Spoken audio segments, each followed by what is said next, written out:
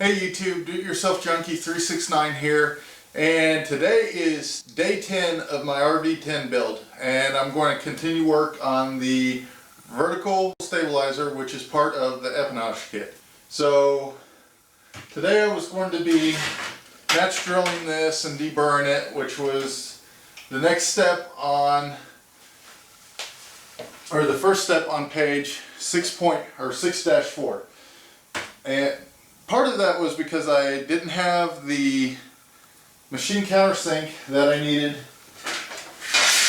to do the machine countersinking of the holes on this piece, this doubler. And then also I didn't have the number 12 drill bit, which I did say in the last video I was going to borrow a number 12 drill bit, which I did. Came home and realized I had thought ahead and ordered a number 12 drill bit a few days ago so that it would be here when I hit this step. It was just about 4 hours, or basically last night versus probably got delivered this morning after I went to work.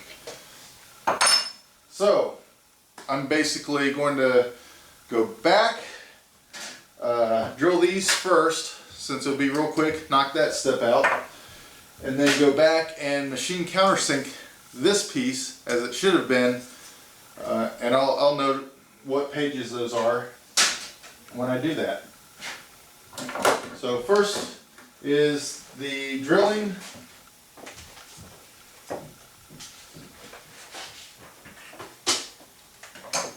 These 3/16 holes out to number 12, which is step 11 on page 6-3.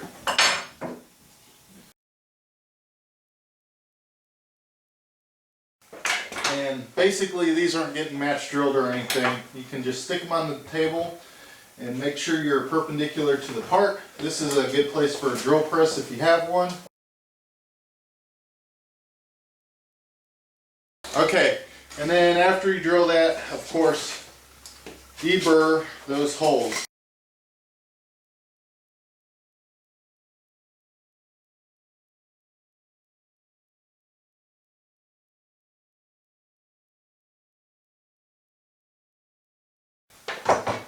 And then the next step we need to do is we have to machine countersink some of these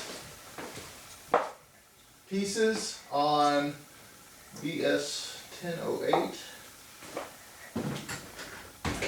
which is the rear spar doubler, and to do that we need to put everything back together.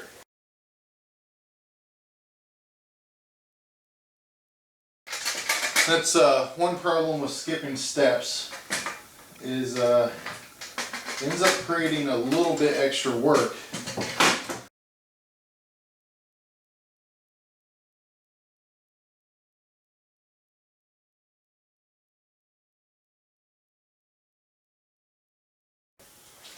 So a great place to use this marker, we want to machine countersink all the holes below these upper attach bolt holes. So all of these. And you can look on page 6-4, figure out what rivet you're supposed to use in some of those holes. Find that part number. And if you need to know how to set up the micro stop cage for the countersink, go check out that video of mine. But basically we're using this rivet to determine how deep the countersink needs to be. And previous to this we were using a number 40 countersink. So when we put the number 30 in there, we're going to have to start from scratch on setting it up. And that's just how it is. So some people buy 2 of these cages, and that way you can leave one set up for 40 and one set up for 30, or maybe even go so far as to get 3. You can leave those 2 set up, and then your third one will switch between number 8, number 12, whatever else countersink you have to use. So to start out with, you definitely need one. It's up to you whether or not you want two. I think it would get kind of confusing, although it does have the part number on there so you can tell which is which, or you could put a piece of tape on it and label it. But I think that would lead to more of, you have it set up, but what do you have it set like +7 clicks, or you right at? I mean, it'd be really easy to forget how it's set at that point between the two of them. And even worse with 3, unless you were writing it down somewhere. And then all it would take is you forgetting to write it down one time. But it doesn't take that long to set up, or at least I don't feel like it does. So I'm just running one.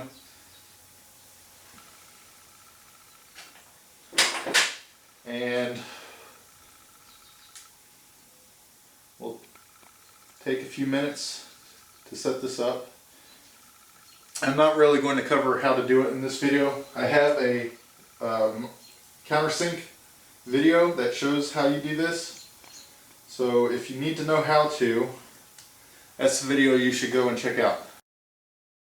And this drill bit's big enough that they wrote what size it is, but it's just easier to put it back into a little plastic tube it comes in. And then you know for sure what size it is.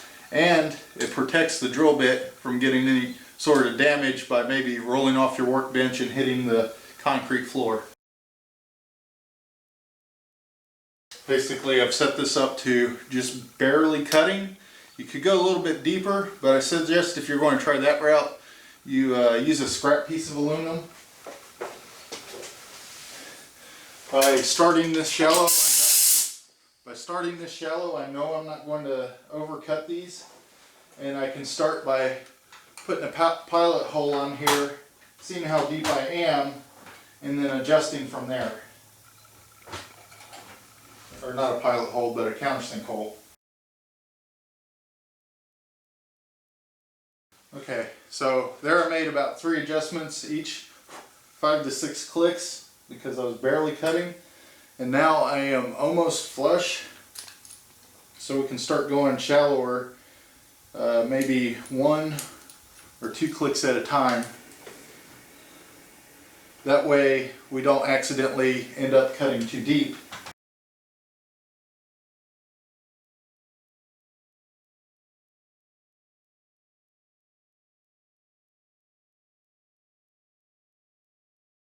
And I was having trouble getting to the ones that have the hinge brackets on it.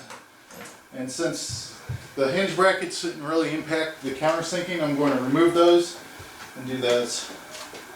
But pretty much you saw as soon as I got one set right, I was able just to start doing them all.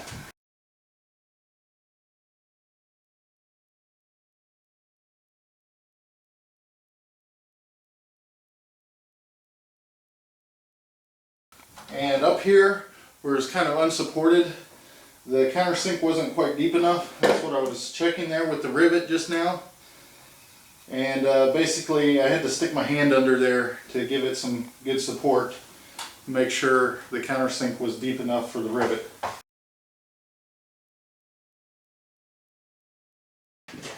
And now we'll pull these back apart and take a look at those holes, see if I need to deburr anything there, and we'll be complete with that step. And basically, same thing I experienced with the other countersinking is none of these holes have burrs on it from the countersink.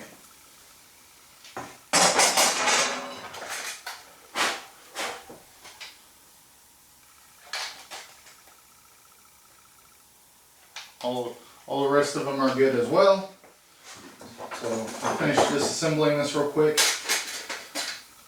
And then we can go back to what I had originally planned on working on today.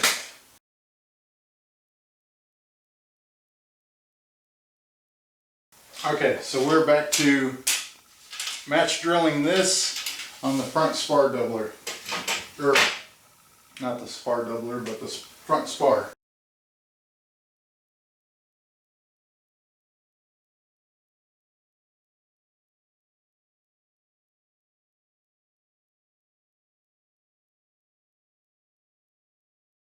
Now, as normal, remove this, deburr the holes on the spark doubler, and then the next step is to deburr the holes on the whole front spark. And that's where I was saying in the last video, if you follow the steps directly, you won't deburr this part. Don't worry, they cover that on the next page, which happens a lot. You're sitting there questioning your sanity and theirs, going like, hey, they obviously forgot a step here. It's just that you do it later. And right now, there doesn't seem to be any apparent reason for it, but later, it becomes more important to follow the steps exactly.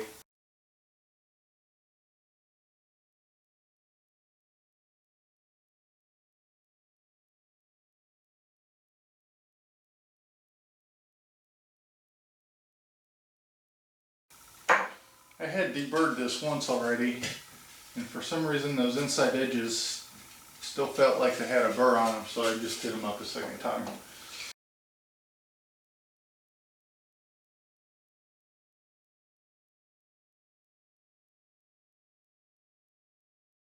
Makes me wonder if there's a crew of people at Boeing that their only job is to sit there and deburr holes.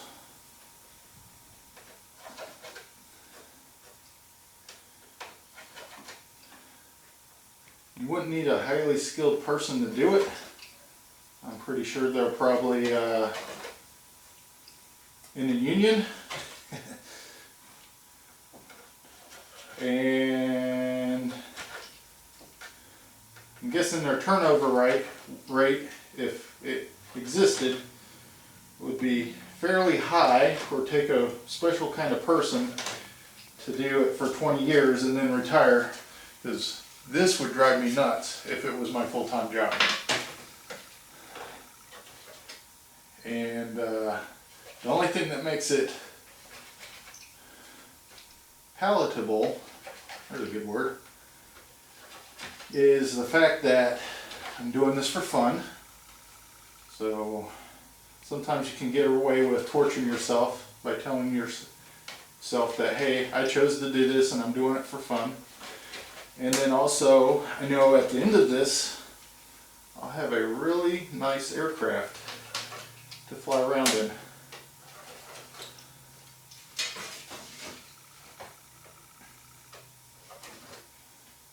So, depending on your motivation, you can usually convince yourself just almost to do just about anything when you set your mind to it.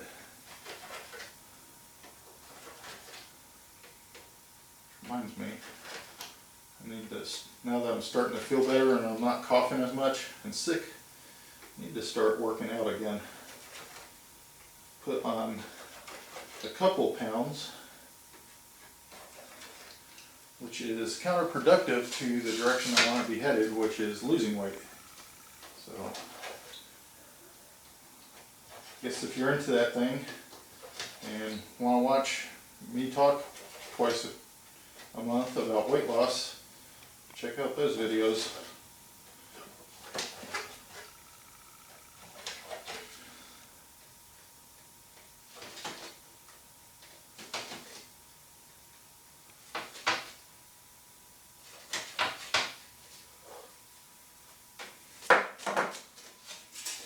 Which should be really easy to convince myself to lose weight, because every 6 pounds I lose is a gallon, which means every 60 pounds I lose is basically an hour of flight time.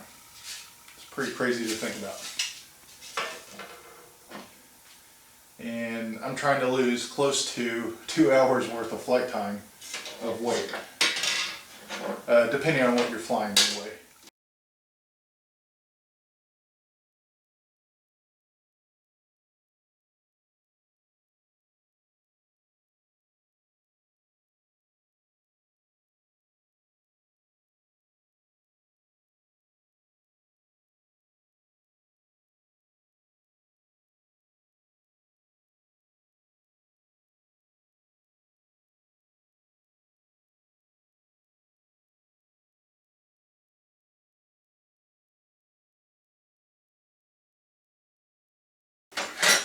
now that the countersinking's done,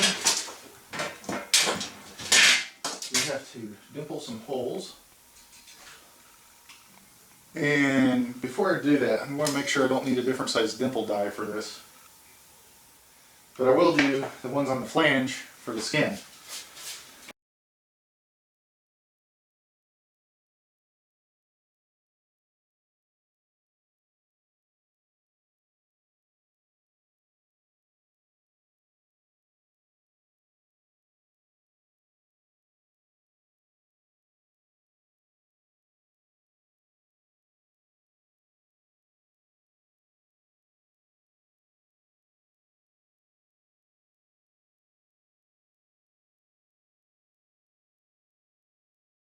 I ordered the parts that I need to dimple this last night. Hopefully they're here tomorrow. So since I can't dimple that, I can't countersink that, I'll skip the end of step 2 on 6-4 and go ahead and move on to step 3, which is cutting these 2 rudder stops off and attaching them. So here shortly we'll see the first parts, or the first rivets, get riveted.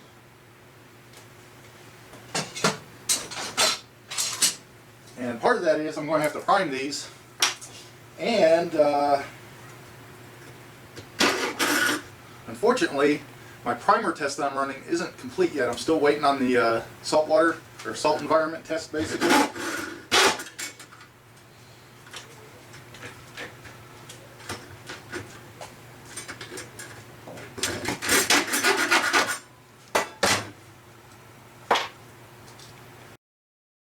And this was really easy to find. It was in one of the parts bags.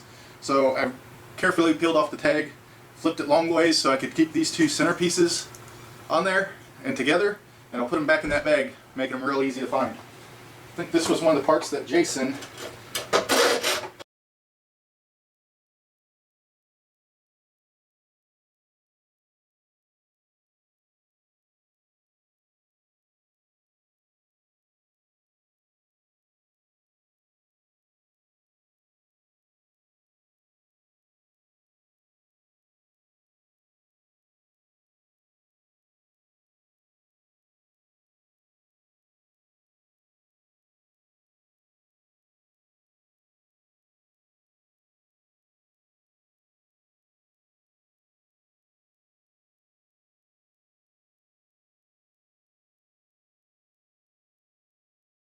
So now, got to Cleco these together and match drill them, and there's a very specific way that they attach.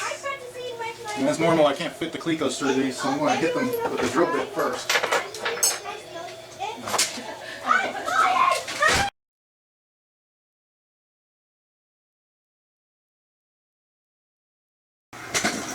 So this is one of the things where you really want to look at the manual, maybe set this next to the manual while you're doing it.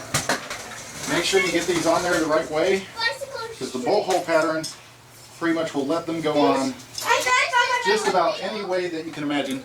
And then you also want to specify or mark on them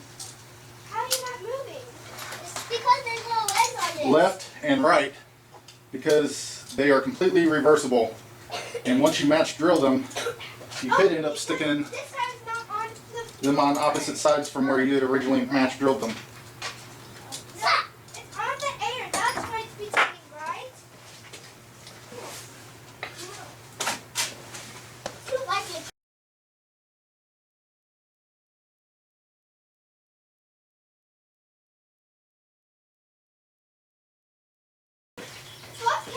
Note I'm marking these right and left. If I hold it this way, this one's now the right. If I hold it this way, this one's now the right. So that makes it pretty hard to remember, well, which one goes where. Normally in this environment, normally in this field, what you want to do is imagine you're sitting in the aircraft. Same thing with cars. Imagine you're sitting in the car, and that makes this side your right, this side your left. So rotor bracket goes on the back of the rear vertical stabilizer spar like this. So if I was sitting up there in the pilot seat, I'd be facing this way, which makes this the right one, and this the left one, just the tip. That way you never forget, well, which way did you have it oriented when you were doing this.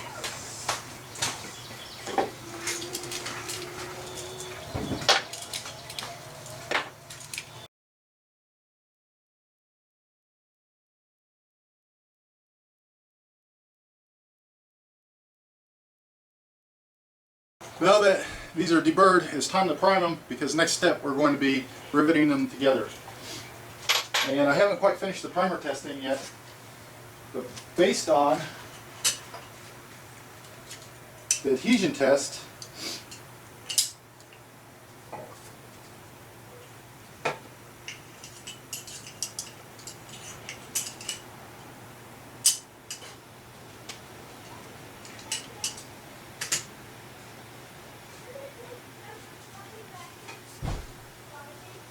I think it would be safe for me to use this Rust-Oleum primer.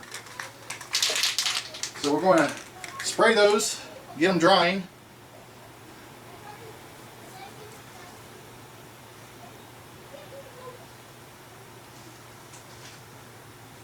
And it says to wait 3 to 4 hours before sanding. I guess while I'm painting these, I'll probably read ahead, see what's getting riveted next, and prime those as well, so I'm not doing just this one little piece at this one time. So it looks like I can get away with painting everything that's going to go on the rear, or not painting, but priming everything that's going to go on the rear bar. That way I'm not putting gloves on and everything else, and then only doing a little bit and then having to wait.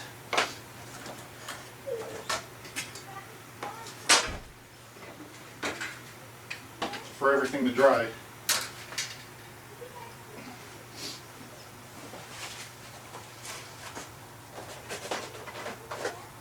So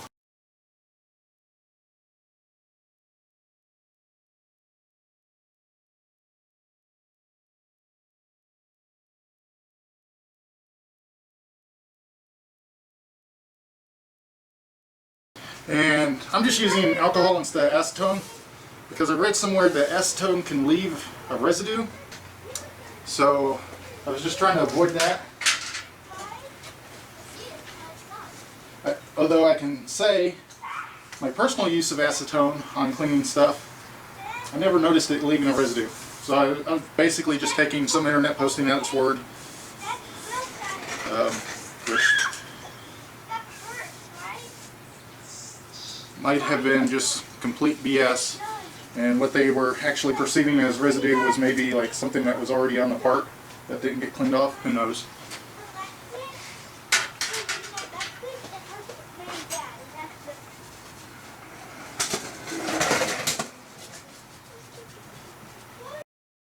The problem is, I just marked these parts as right and left. Now I'm cleaning them with something that's going to pull the mark right off of there. So I guess I need to make sure I keep them separated and remark them as soon as possible.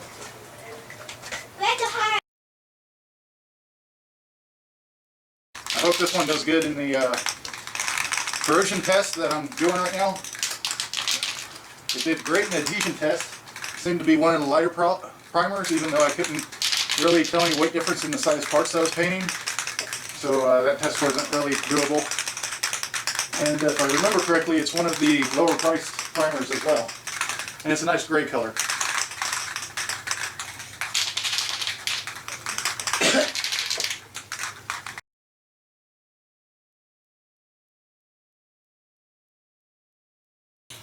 And one of the great things about this primer that, I mean, it exists on several different ones, but it has a new cap design, and it'll spray upside down even. And also, I've never had it clogged. Just remember, 12 to 16 inches. That's what that looks like. Otherwise, you'll end up with something too heavy, and also wasting, well, not wasting paint, but mainly you'll add a whole bunch of extra weight that shouldn't be there, doesn't need to be there, and also the paint will be on the part too heavy and sag, and it'll just look bad. So now we need to wait. Okay, so I have just finished showing how to set up for riveting and how to do basic riveting.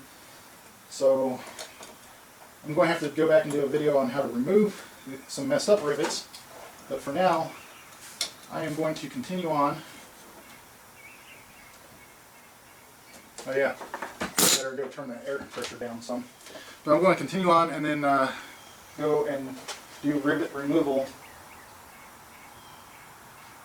after I have these together.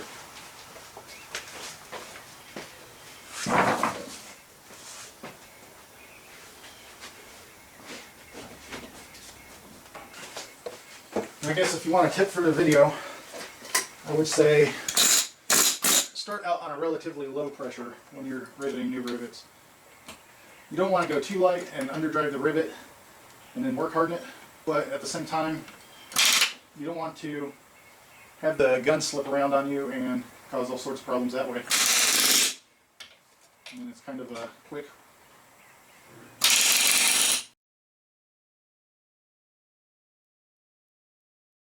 There's your first part riveted together, except for now I have to remove 2 of the rivets that I messed up. So we'll go and do that in the how do you remove a messed up rivet section. And the video probably won't get posted for a while because that is a domed head rivet, so I'm going to remove that. But at the same time, it wouldn't be a complete video unless I showed you how to remove a countersunk rivet. So I'm going to have it kind of sitting there waiting to be published when I make a mistake on one of those. Hopefully it's not as soon as I did on this. Man, what a way to start riveting. Make a mistake like that right off the bat. And everybody says, oh, mistakes are going to happen. Which I guess it's not a major mistake. It's a filed up rivet. I mean, but I was saying I was trying to get through this build without making any mistakes. I guess when I was saying that, I wasn't quite considering driving a bad rivet. I was thinking more of I didn't want to drill something the wrong hole, the wrong size hole, or put a dimple in the wrong hole, something like where I have to buy new material.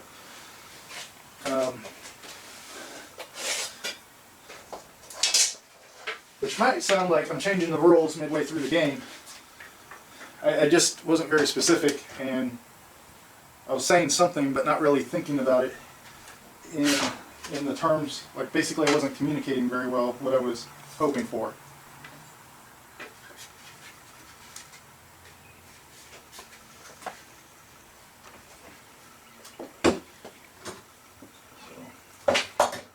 Just a little bit disappointing there for me. We'll go ahead and move on from that.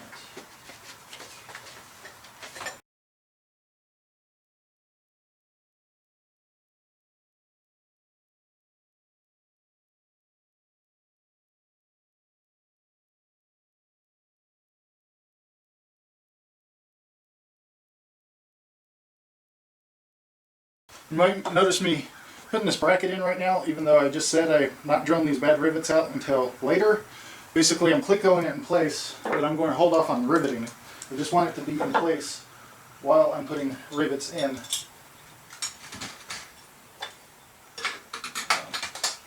So basically, I'll hold off, unless it tells me to rivet stuff in a certain order, I'll hold off on riveting that until the very end, and I'll come back, uncleco it, fix the bad rivets, and film it for you, and then install it to finish up the rear spark construction.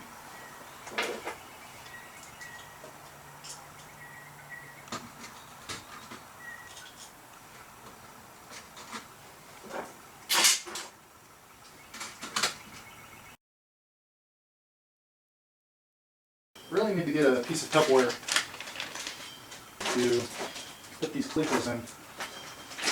So far I've been just using the bags that I can, but I can see where that is going to get irritating.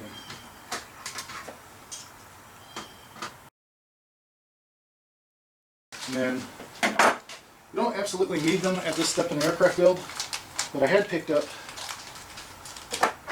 some 3/16 inch Clecos, and since those holes aren't, they're the gold ones, and since those holes aren't getting anything put in them, might as well stick a Cleco in there and hold the parts together better.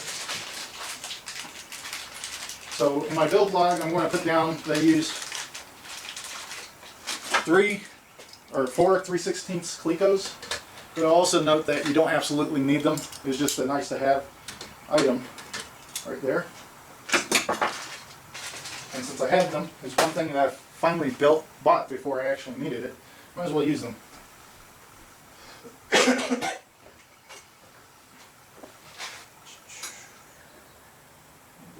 and put these brackets on.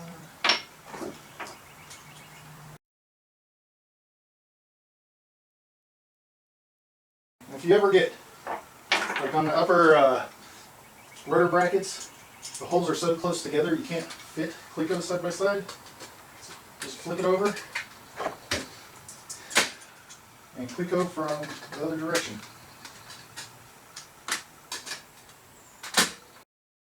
Of course, that only works on the Clecos that are farthest away from the 90-degree bend in the bracket. The ones that are right next to that, those holes will have to be Clecoed from the top. And basically what I'm going through is I'm putting in as many Clecos as I can to hold this thing together. Because this is the part where you don't want the pieces spreading apart from each other, you don't want them moving around, you want them as tight as can be.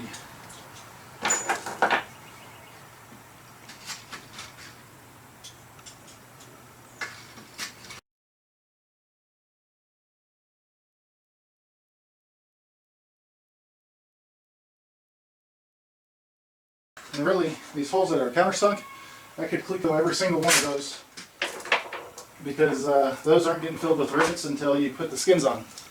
But just in the interest of saving Clecos, I'll do every other one.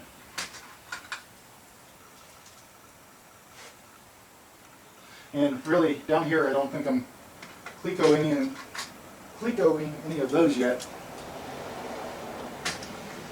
I'm just so really, I could, or not Cleco, I don't think I'm riveting any of those down there yet either. So really, on the side of on the flange here, you could stick a Cleco in every single hole and make sure that that rear spar doubler is held tight in position.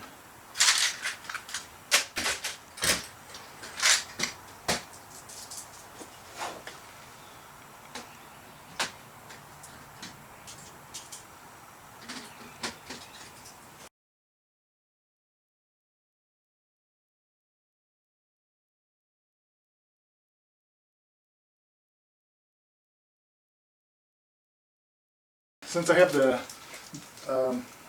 rivet gun already set up for a similar rivet, I'll just go the next length up and do those rivets. And make sure you pay attention to, there's some holes that need to stay open, so don't do those.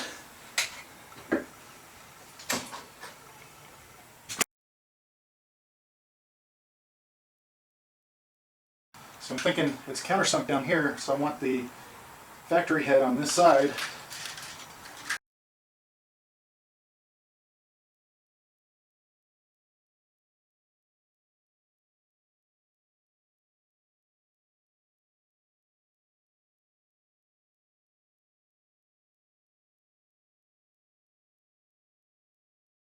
Right now you'll see me picking up that gauge and checking every rivet. But as I continue to go, I'll probably check less and less of them because I'm starting to develop a feel for what they're supposed to look like to be good rivets. And I just did 4 in a row that check good.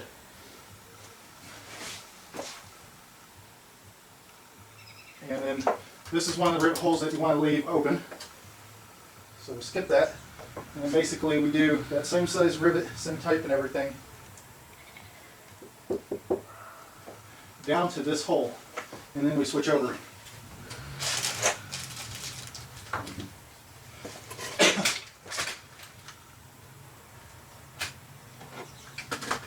So basically I'm going to go through and do all of one type of rivet at a time.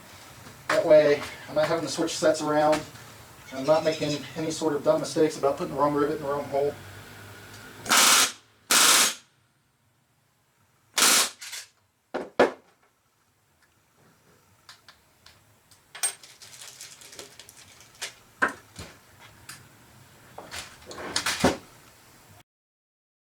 My neighbors have their outdoor sound system cranked up and are riding dirt bikes. So while this is loud, I'm pretty sure it's not disturbing anybody. Maybe my own children who are supposed to be inside doing schoolwork. Effectively, the entire U.S. right now has become homeschooled. So hopefully you are teaching your kids well.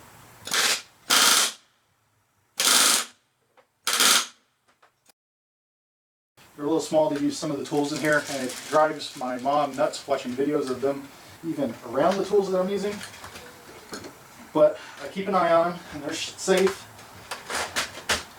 And I explain exactly what could happen if they are using a tool without my permission, like the dangers they could run into. That way, it pretty much scares them so that they're not using the tool without my supervision. As they get older, I'll allow them to use certain tools without my permission.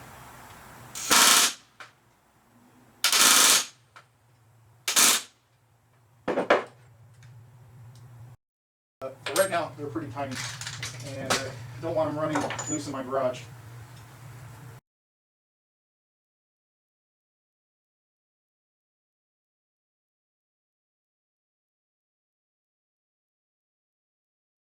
Oh, just had another oops rivet. There on that last blast, the gun jumped. I let the gun jump, so you want to keep the gun pressed down hard. And when it jumped, it put a smiley face in that rivet, and also I ended up with an overdriven rivet as well. So that one's definitely going to have to come out.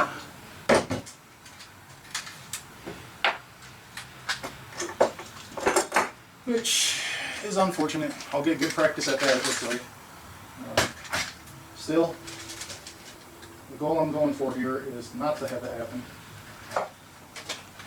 And I could just easily squeeze all of these, but considering the amount of driven rivets that I'm going to be doing, I want to get a little bit of practice in.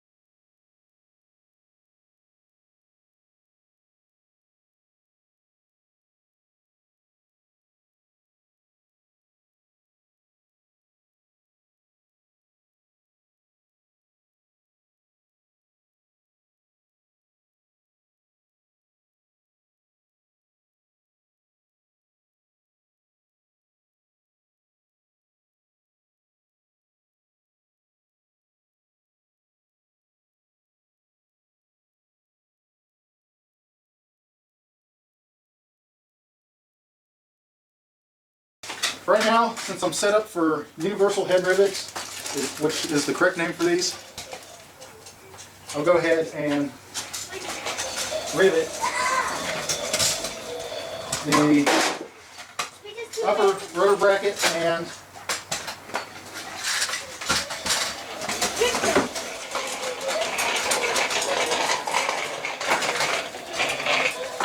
the doubler for that bracket. And then that will be all the domed head rivets that I need to put in. And I can switch over to the flat set.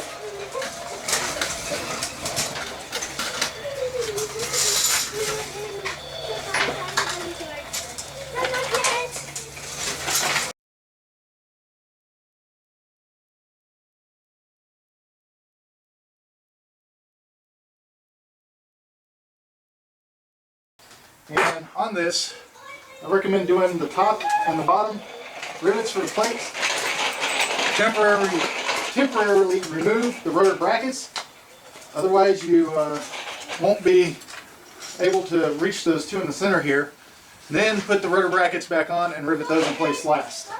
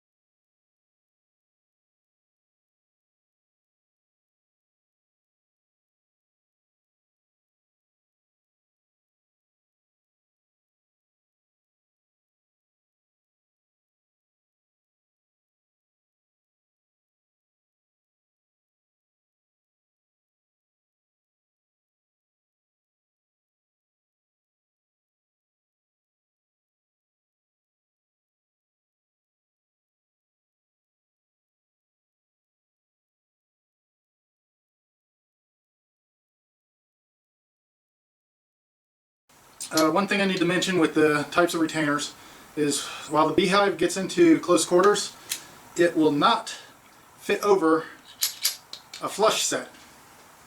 So that's where, of course, usually when you're using the flush set, you're using it in an open area.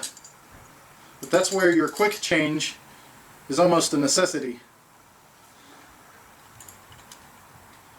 So you can screw the quick change on there. Don't put it on there very far, otherwise you won't be able to move the spring out of the way. And then you push down on that with your thumb and snap your flush set onto the gun. Now you're ready to set countersink rivets, Okay, so we'll cut that, put it into the other video.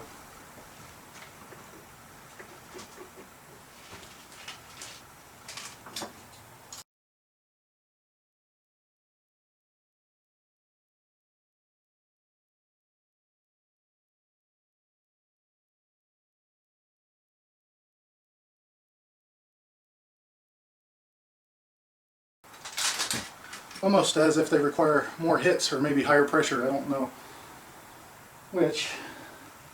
Just find it interesting if they're that much difference.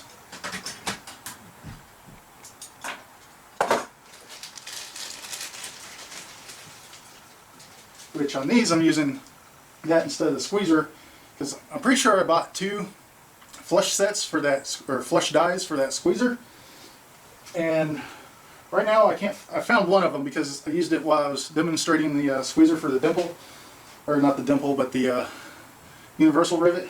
But for the countersunk rivet here, I cannot, for the life of me, find that other die.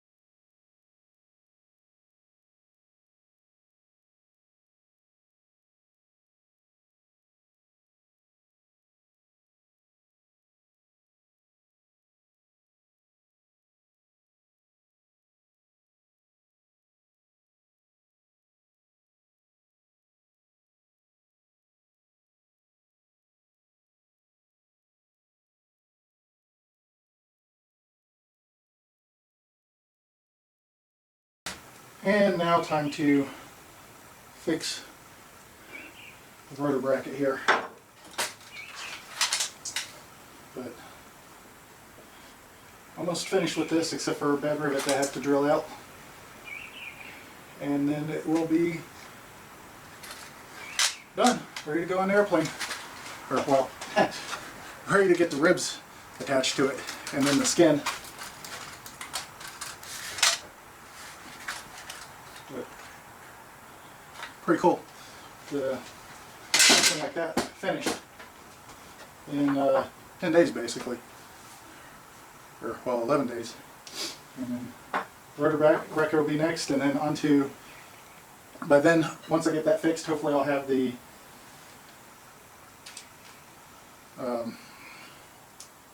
dimpling die that I need for the front spar, and we can finish working on that and get it all together.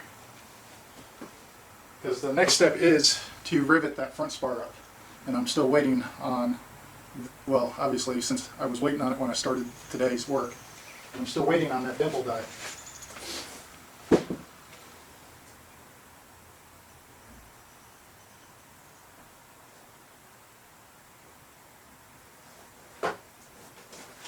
And it does look like I can skip the I can skip doing the countersinking and all. And it does look like I can skip the I can skip doing the countersinking and all that on the front spar doubler area, because the next step has it being riveted together. But then when you start putting the whole skeleton of the vertical stabilizer together, when you put the nose rib on there, you're not riveting that in place yet. You're just riveting up top here.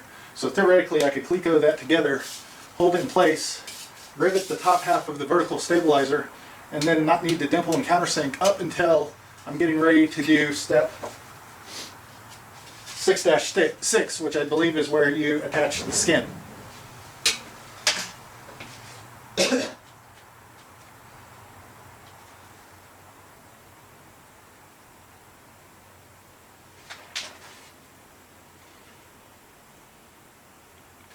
And really, that's not even riveted until, the rib isn't riveted on there until step 7 of 6-6. So I could get, I do have some fudging that I could, or I do have some leeway there on when I rivet that in, especially if I go with the squeezer.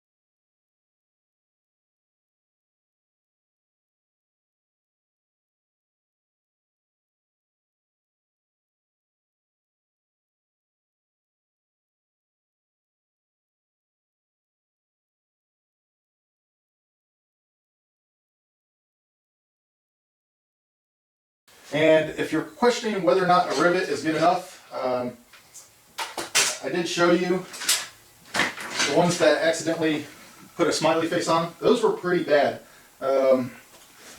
But in the manual on, I think 5-5, there should be a page that kind of has bad rivets lined out and basically shows you what's okay and what's not okay and what needs to be replaced.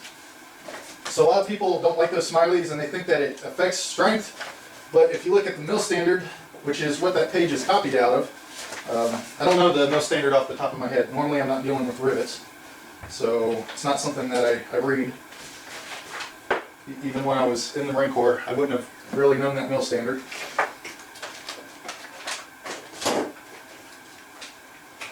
So I don't know the number, but I know that page, just by how it looks, was definitely copied out of the mill standard somewhere. And it will tell you whether or not that head is, or that rivet is good enough to remain, or if you need to drill it out.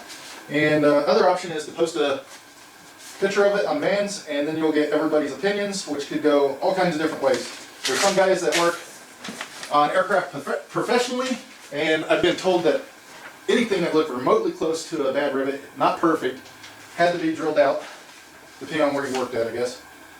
And then there's other people that go by the mill standard and they're like, oh, that's not an issue. There's some that I've seen pictures of that look even worse than what I showed you, which is shocking that you could get much worse than that. And those pictures were sent to Vans, and Vans said it was okay, which some people kind of wonder about that. So it's just, I mean, you're the builder and you kind of have to make the judgment call. The other part is, bring in another builder, have him look at it. And other than that, about all you can do is ask people's opinions, look at the mill standard, and determine what your own personal requirements are, basically. Same thing like with flying. You set your own personal standards, what's acceptable, what's not acceptable, what kind of weather you'll fly in. You sort of have to step up and do the same thing with this airplane that you're building as well. I'm talking off camera right now because I'm looking for a bag of rivets that I used earlier on that. And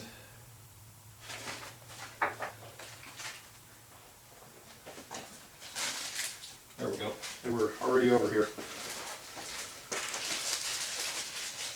Now it's time to take another shot at these and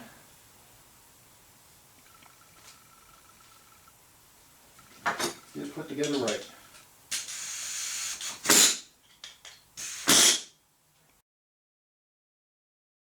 And the main thing is, like, let up on the trigger and let the gun stop before you relieve any pressure on the gun. And then the other thing that I kind of switched from this grip to more of a this grip, using middle finger and getting up behind the rivet gun. And this grip will particularly help new people. And what it's going to do is get your force from your hand more in line with the rivet gun, so it's not turning around on you all different directions.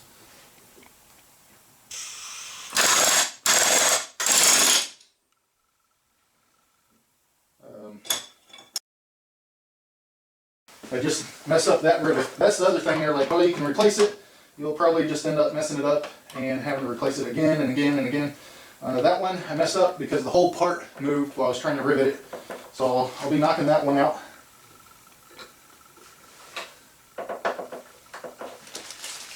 And this is where, on these small parts, you're better off using the squeezer for this exact reason.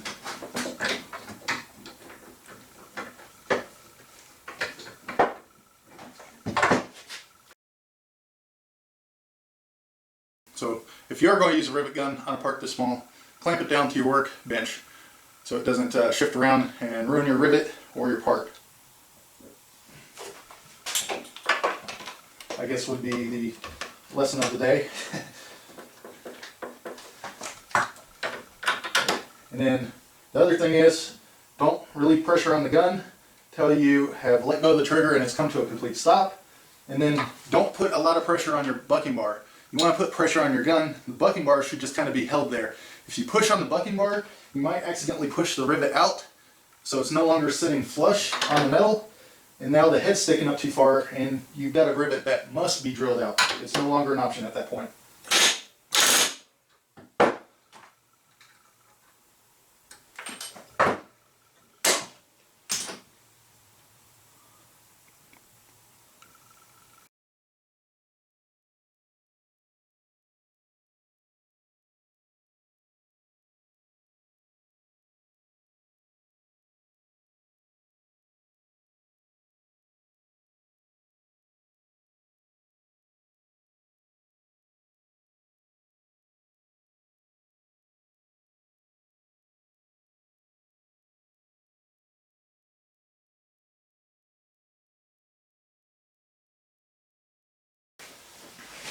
And I just guess real quick, since I kind of covered it in the rivet removal, on hardened rivets there is a little dimple in the center of the head. Just pay attention while you're putting rivets in, look for that dimple. Because I guess a few of the kits accidentally had soft rivets sent out which don't have that dimple, and you absolutely do not want to use those in place of one of these standard rivets. If you use a soft rivet in place of one of these, it won't have the same strength, especially if you use a whole bunch of them. You could end up in some real trouble later on down the road with a not so good failure during flight possibly.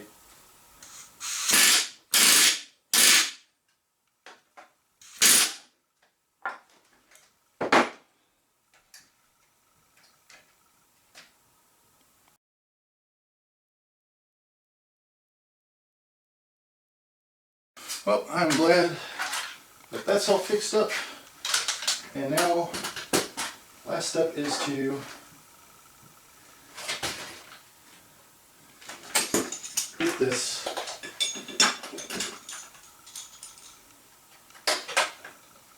bottom elevator bracket, or not elevator, rudder bracket in place.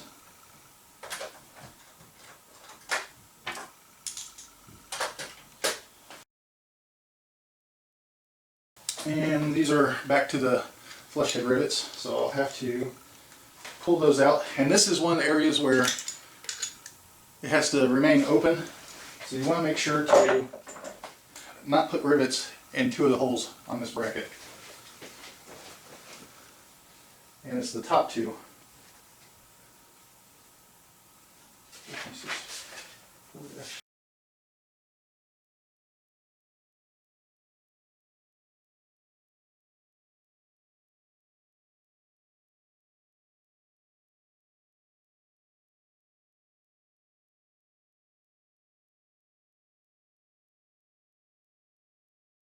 That is all we needed to do on this piece for now. So we'll set that aside.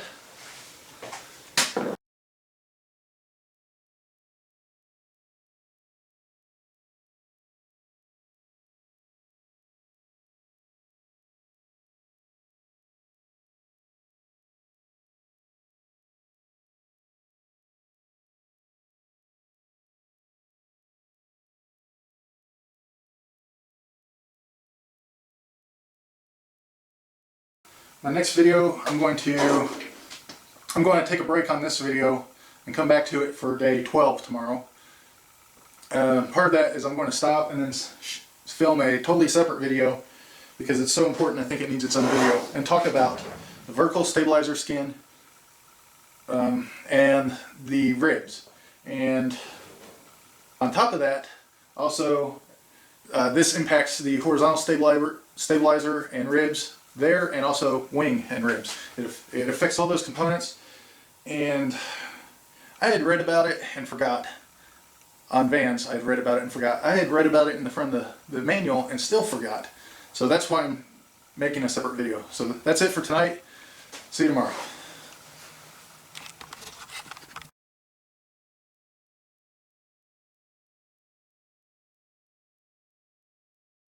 I made a separate video about rib fastening and why you need to do it and how to get the dents out of your skin. And that rib fastening found in section 5 applies to vertical stabilizer, horizontal stabilizer, wings, and they go into depth of what you need to do. And basically it's because this is bent over, the corner of each one of these tabs that's bent over, well, especially the corner, but the whole front edge of the tab usually might dig into the skin and cause basically dents and waves and stuff. So you got to go through and remove that.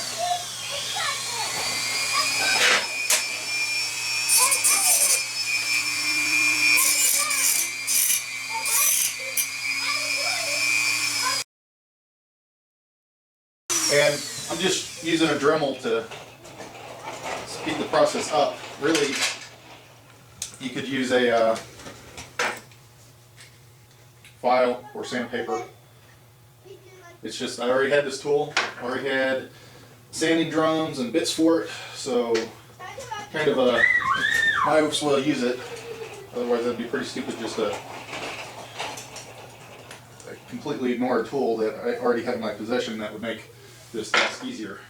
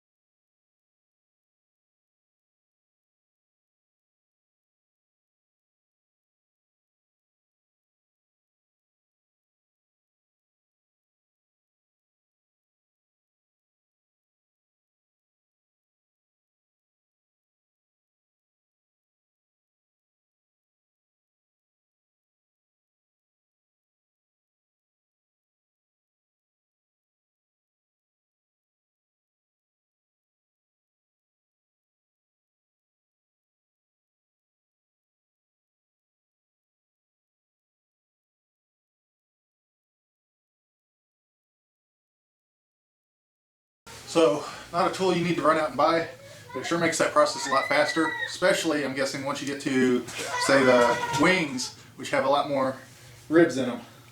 And I'm using sandpaper drum rather than an abrasive wheel, because usually abrasive wheels get clogged up with aluminum particles, and then heat. If you generate enough heat, you can produce some gases in there that will blow the abrasive wheel apart. I haven't seen it personally, but I've been told that a lot. That's why you don't use aluminum on your bench grinders. It clogs up the wheel, and it can cause the wheel to explode and come apart.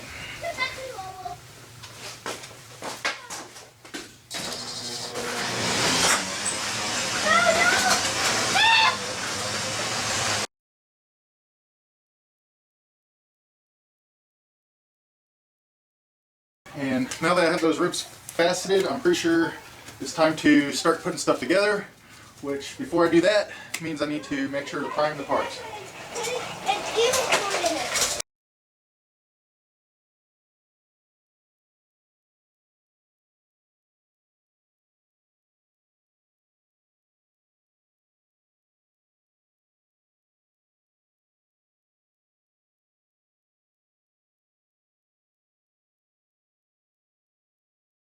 So I was a little bit worried about which primer to use, and I haven't finished my primer test yet. I finished the adhesive test, but I was working on corrosion, and so I was having to wait for a little bit, but I needed to start priming parts. Best I can tell, though, on what I've seen so far, is any of the primers that I'm testing will prevent corrosion, which I guess is their... It'd be kind of bad to get corrosion and a primer coming off just because it's in a saltwater environment. I'd be really unimpressed with the primer if it failed this test. So the biggest difference between them seems to be the adhesion test and the price that you pay for them. And there might be some weight difference based on how thick they apply when you spray them. But unless I got like 3 equally large parts and painted them, I'm trying to stay under like 1% weight increase due to the primer being ready to apart. And basically at that little weight, so basically, like on the parts I have, they're about 28 grams. Hey! The parts I have, they're about 28 grams.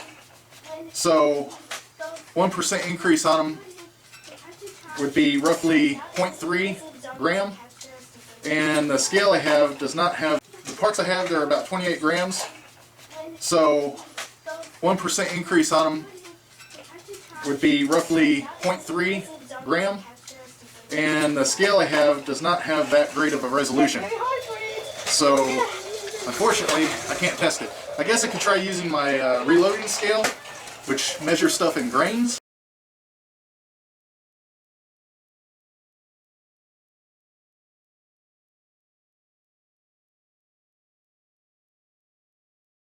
After I paint these pieces and they get dried and out of the way, I should go ahead and paint the inside of the skin. That way I'm not waiting on paint to dry on the skin. And unfortunately, the dimple dye that I was waiting on didn't show up today, so that means it'll be probably a few more days before it gets here, unfortunately.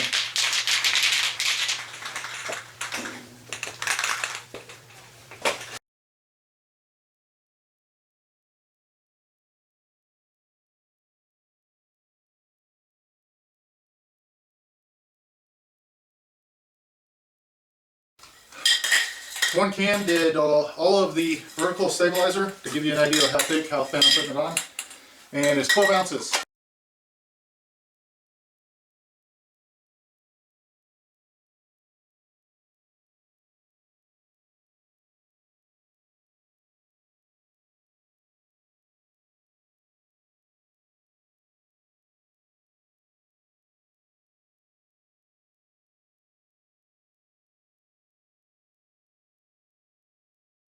So I haven't dimpled and countersinked these holes, and then these two pieces are supposed to be attached together. Since I haven't gotten to that part, I'm continuing ahead, and luckily down here isn't riveted together until after you start attaching the skin, so I'll still be able to access this area and do the work that I need to do before I complete the finished assembly. So went ahead now on that page.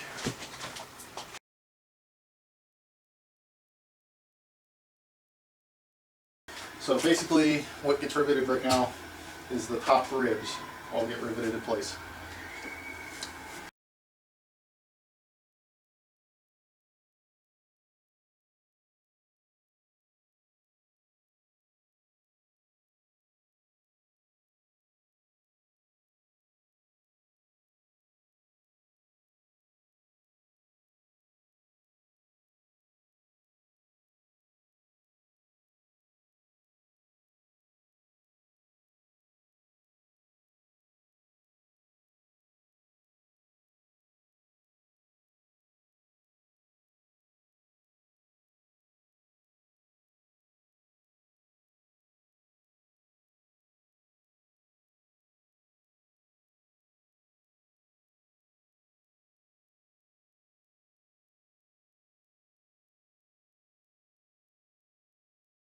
So you might have noticed me using the squeezer right there, and then I went back with the bucking bar. And what it was is because of the rear spar cap here, it wasn't letting the squeezer squeeze these rivets far enough, but the bucking bar could get to them. So to get them set correctly, I adjusted them that way.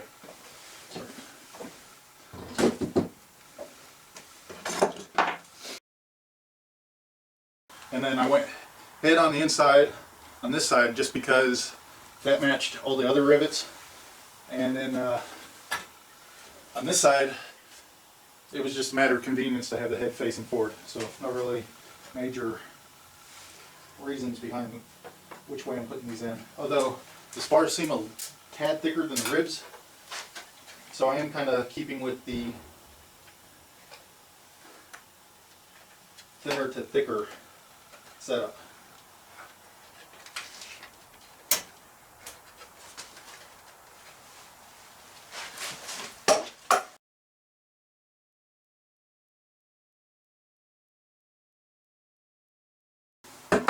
Manual squeezer versus rivet gun. I definitely prefer rivet gun. It's shocking how much force these rivets require. So I guess if you're wanting to use the squeezer a lot, it would definitely be worth getting. You could do this if you had two people, one person to hold the parts together and one person to use both hands to squeeze.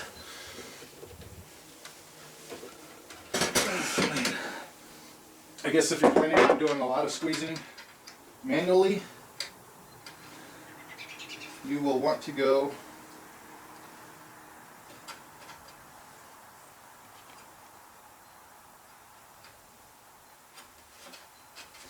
with the pneumatic squeezer.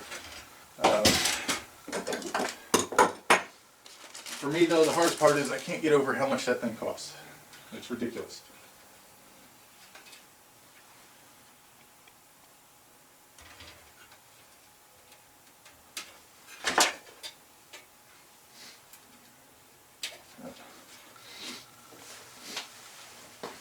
I guess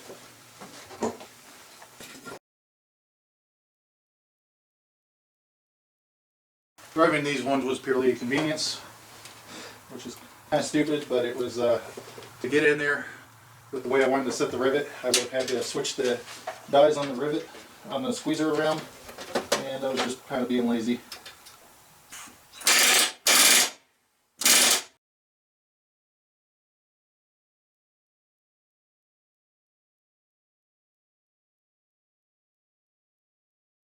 And basically you hit the point where people will be able to look at this and go like, hey, that's an airplane part. They won't know necessarily what kind it is, but they'll know what it goes on. So that's pretty cool.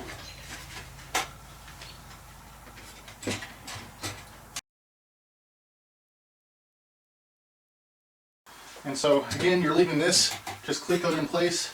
That way, if you need to access the inside here, you can remove this rib and reach up inside of it. Now it's time to Cleco the skin in place. Hopefully you read the section on rib faceting. That way your skin doesn't get messed up. If it does, check out my video on how to remove those with a spoon.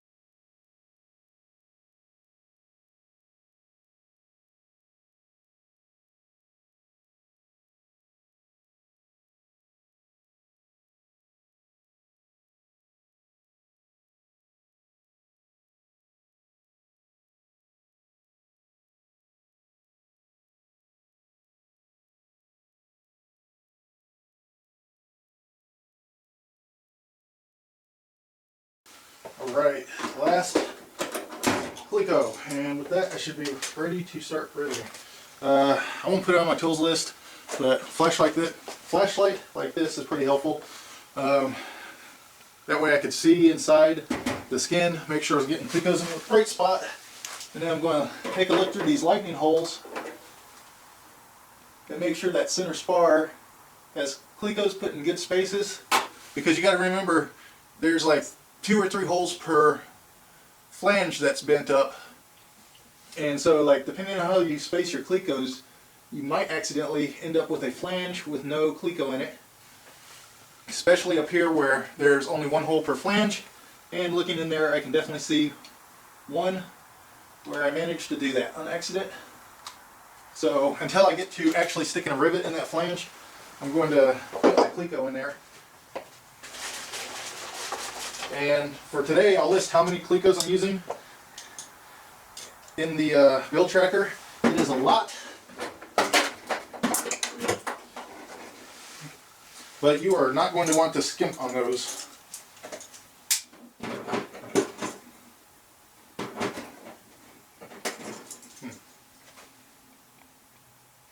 Cleco might be messed up. Popped out more than once on me.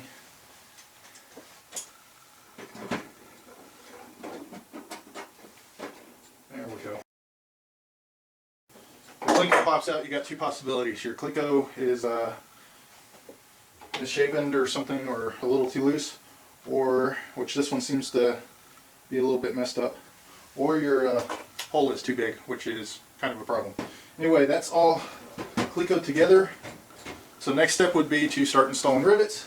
It's late at night, so I'm going to call it a day and get around to putting these rivets in tomorrow.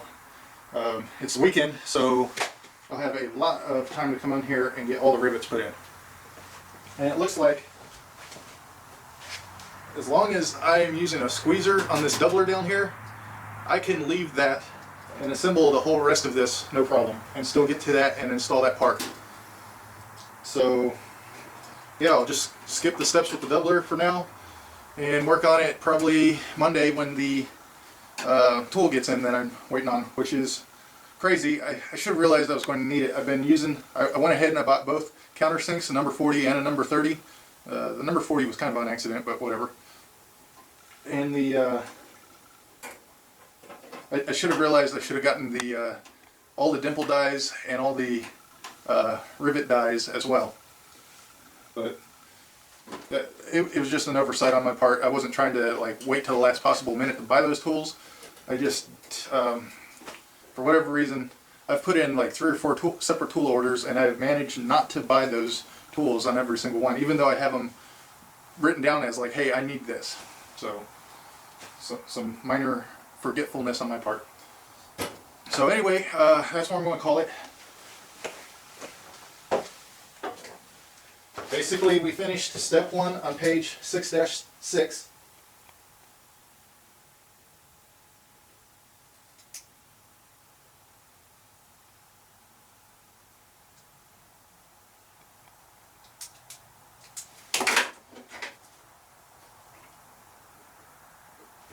And in step 2, we'll start putting in rivets, and it looks like you rivet this.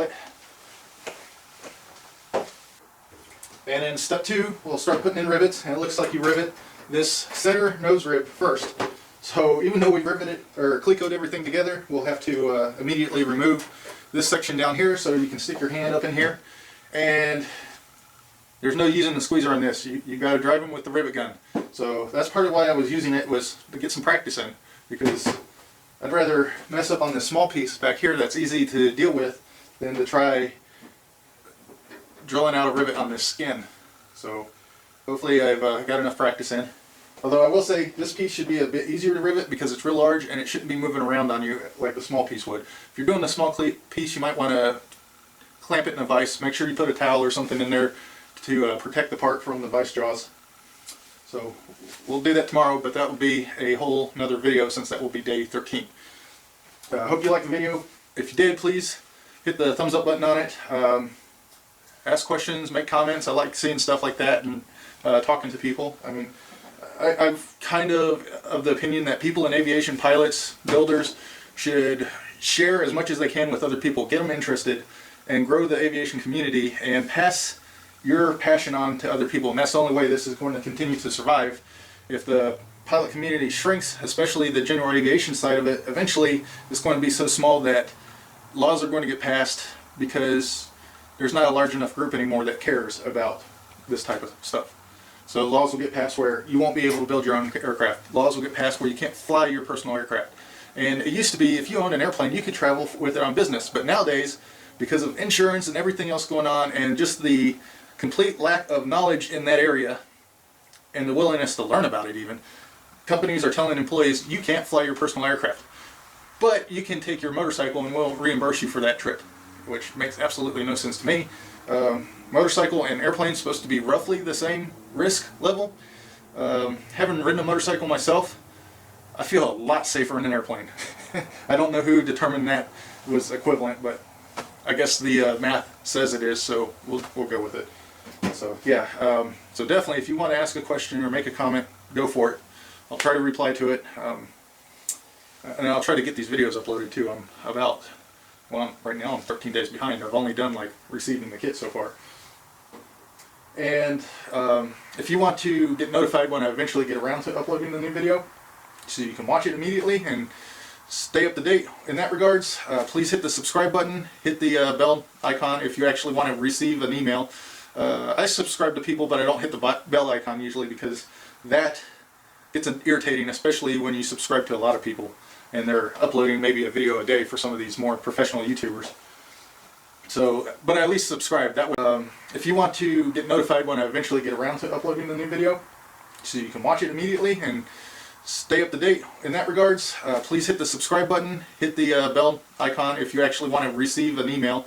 I subscribe to people, but I don't hit the bell icon usually because that gets irritating, especially when you subscribe to a lot of people and they're uploading maybe a video a day for some of these more professional YouTubers.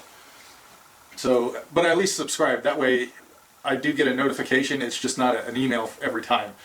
But when I go to my subscription page, there'll be like a little icon that notifies me that the guy I've subscribed to has uploaded new content that I should go check out. Let's see what else. And then, other than that, thanks for watching. See you in the next video. Other than that, thanks for watching. See you in the next video.